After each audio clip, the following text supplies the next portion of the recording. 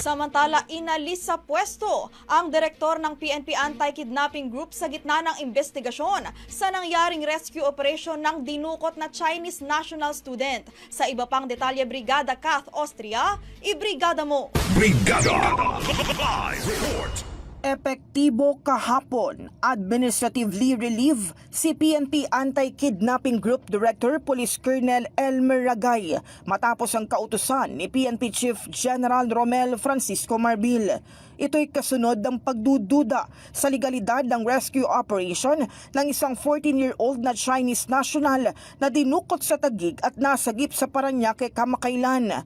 Batay sa mga impormasyon, hindi raw PNP AKG ang tunay na nakarescue sa biktima. Walang naarestong sospek at pamamaraan sa sinasabing pagkakarecover ng biktima na ibang grupo ang nagsagawa. Ayon kay General Marbil, mahalagang magkaroon ng masusing review sa insidente upang maalis ang pangamba ng publiko at tiyakin ang transparency sa operasyon ng PNP.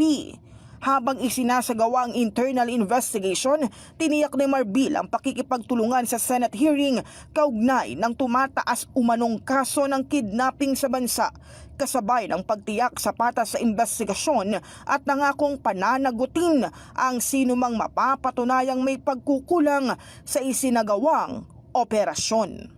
In the heart of changing lives, ito si Brigada Kath Austria ng 105.1 Brigada News sa Manila, The Music and News Authority. Ang bahaging ito ay hatid sa atin ng Yummyvit ES2 Oral Drops. Simulang tuparin ang pangarap ng iyong anak. And stunting now!